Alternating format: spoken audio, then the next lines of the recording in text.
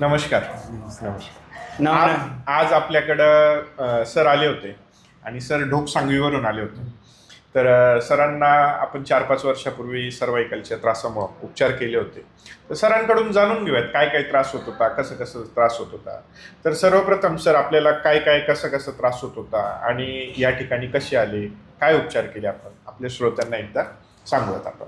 माझा L4 आणि 5 मध्ये शिर ब्लॉकेज होती. मी येताना मला गाडीतच झोपून आणलं होतं हो आणि जाताना मात्र मला गाडीत बसता आलं. हो डॉक्टर तुमची ट्रीटमेंट एवढी सुंदर होती की मी 15 दिवसात नीट झालो होतो. हो. मला असं वाटत नव्हतं की माझी मुलं बाळ बायको मी पाहिल.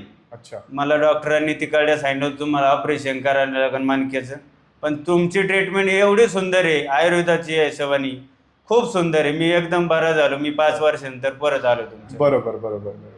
आणि सर तुमचं पूर्ण नाव काय? राजाराम सर्जेराव मलगुंडे. मी डोक सांगितून पहिला पेशंट आहे डॉक्टरकडे. हो. याच्यानंतर मी 10-12 पेशंट आलेली इथं तुमच्याकडे. बरोबर. डोक सांगवीची. आपला तालुका जिल्हा काय? तालुका शिरूर, जिल्हा पुणे. बरोबर बरोबर.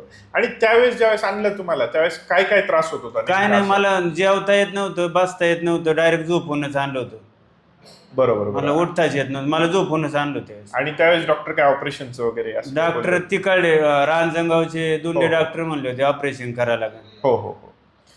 पण इथं आल्यानंतर गोळ्या औषधं बी मला डॉक्टरांनी 3 महिने दिली होती, पण मी तेवढी बी नाही खाल्ली. मी 15 दिवसाची खाल्ली आणि डॉक्टरांनी मला 3 वेळा बोलावलं होतं. मी एकदाच आलो. परत 15 दिवसानंतर मी गोळ्या सुद्धा माझ्या पिशवीत परत खाल्ल्या सुद्धा नाही.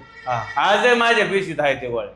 आपल्याला येऊन किती दिवस झाले असतील? येऊन आता 5 वर्ष झाली. 5 वर्ष झाले. बरोबर बरोबर. तेव्हापासून आतापर्यंत जे तुम्ही दैनंदिन कामं करतायत हे व्यवस्थित करताय, कसे काय करताय? नाही, मला काहीच प्रॉब्लेम नाही. मी आज पण तुमची आयुर्वेदिकाची ती फाईल आहे. मी आज मेथी दाणे भिजून खातोय, परिजातकाचं हे करतोय, गुळ शेंगदाणे बी खातोय. बरोबर बरोबर. फळं बी वेळेवर खातोय मी, मला साईड इफेक्ट नाही.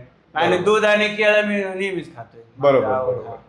तर सरांना L4 L5 मध्ये डिस्पल झालं होतं आणि गादी सरकल्यामुळे शिर दबत होती, त्याच्यामुळे त्रास होत होता. आपण त्यावेळेस साधारणतः चांगल्यापैकी ॲक्युपंक्चरचे, ॲक्युप्रेशरचे, बोन सेटिंगचे उपचार केले आणि सरांना जो रिझल्ट आला, आज ते परत एक पेशंट घेऊन आले. मंडळीच आली स्वतः.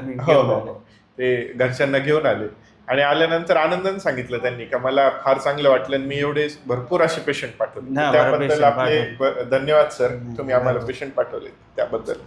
तर असलाच जर का आपल्यालाही त्रास होत असेल तर ऑपरेशन करण्यापूर्वी एकदा आपण अवश्य भेट द्या. परमेश्वर कृपेने आपल्या उपचाराने आपला जो त्रास आहे हा बरा होऊ शकतो. धन्यवाद.